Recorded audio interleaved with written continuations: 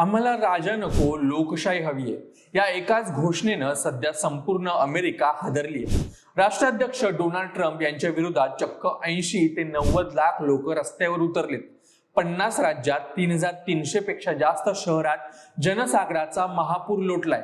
हे अमेरिकेच्या इतिहासातलं सर्वात मोठं आंदोलन मानलं जातंय.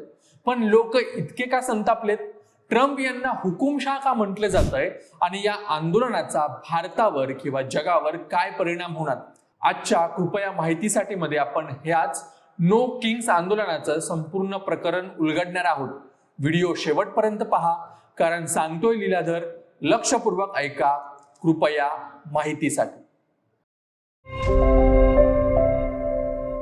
इराण आणि इस्रायल अमेरिका यांच्यात घनघोर युद्ध सुरूच आहे. त्याच्या विरोधातच अमेरिकन नागरिक आता रस्त्यावर उतरलेत. हे आंदोलन काही एका दिवसात उभं राहिलेलं नाहीये, ज्याला नो किंग्स नाव देण्यामागे एक मोठं कारण आहे. अमेरिकन जनतेला वाटतंय की ट्रम्प यांचे निर्णय लोकशाहीला धरून नसून एखाद्या हुकुमशहासारखे आहेत. आकडेवारी पाहिली तर डोळे विस्फारतील.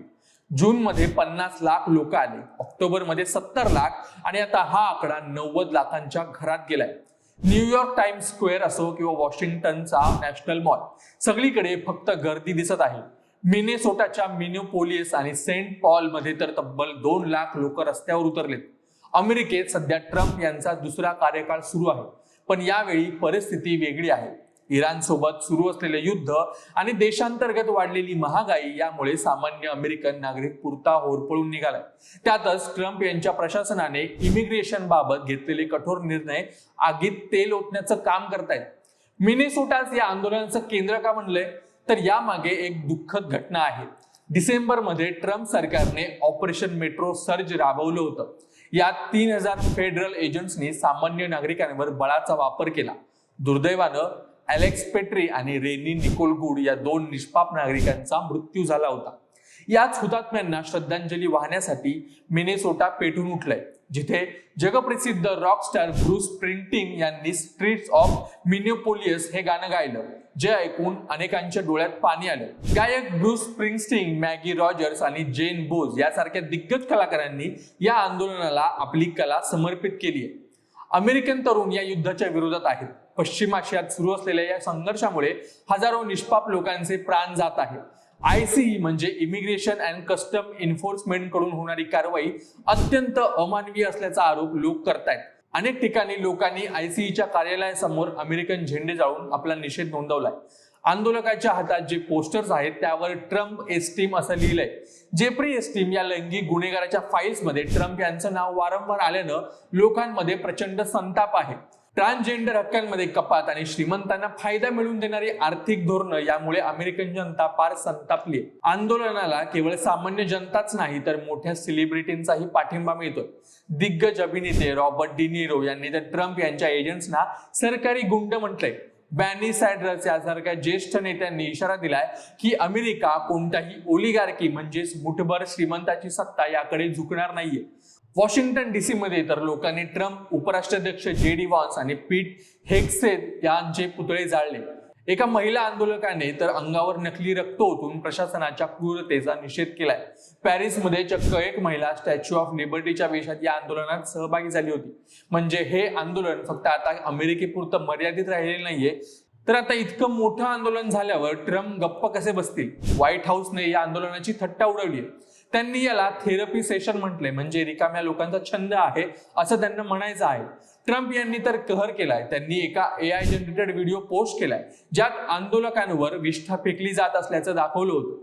राष्ट्राध्यक्षांच्या अशा वागण्यामुळे त्यांची लोकप्रियता प्रचंड घसरली. ट्रम्प म्हणतात, मी राजा किंवा हुकुमशाह नाहीये, मी फक्त देशाला मजबूत करतो. पण रस्त्यावरील गर्दी मात्र वेगळंच काहीतरी सांगते. लंडन, रोम, बर्लिन, लिस्बन, जगातील प्रत्येक मोठ्या शहरात नो किंग्स किंवा नो टायट्रन्स, हुकुमशहा नको अशा नावाखाली मोर्चे निघतात. इटलीच्या पंतप्रधान जॉर्जिया मेलोनी आणि इस्रायलचे पंतप्रधान नेतान्याहू यांच्या विरोधातही तिथे घोषणाबाजी झाली आहे. या आंदोलनाचं वैशिष्ट्य म्हणजे हे फक्त रस्त्यावरच नाही तर इंटरनेटवर सुद्धा तितक्याच प्रखरपणे लढलं जाते. आयोजकांनी नो किंग्स नावाचं एक खास ऍप विकसित केलंय, ज्याद्वारे 3300 पेक्षा जास्त शहरांमधील लोकांमध्ये समन्वय साधला गेला.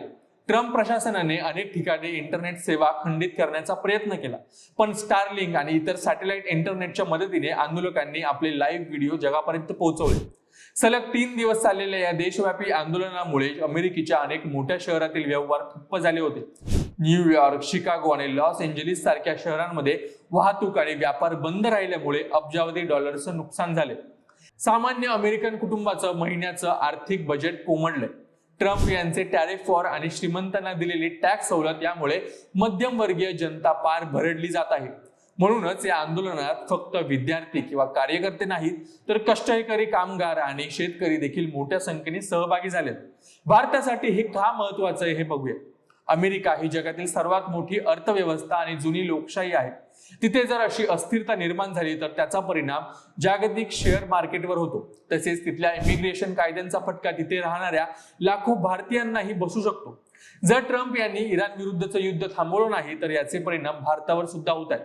मित्रांनो, हे आंदोलन केवळ ट्रम्प यांच्या विरोधात नाही, तर ते लोकशाही टिकवण्यासाठी दिलेला एक लढा आहे. येत्या नोव्हेंबरमध्ये अमेरिकेत मध्यावधी निवडणुका होणार आहेत. या जनक्षोभाचा फटका ट्रम्प यांच्या रिपब्लिकन पक्षाला बसणार का, की ट्रम्प पुन्हा एकदा आपली पकड मजबूत करणार, हे येणारा काळच सांगेल. तुम्हाला काय वाटतं? ट्रम्प यांची धोरणं योग्य आहेत की आंदोलकांचा राग रास्त आहे? याचं उत्तर कमेंट्स मध्ये नक्की सांगा. आणि अशाच सखोल विश्लेषणासाठी आणि माहितीपूर्ण व्हिडिओसाठी आमच्या अभिजात विशेष मराठीला नक्की सबस्क्राईब करा.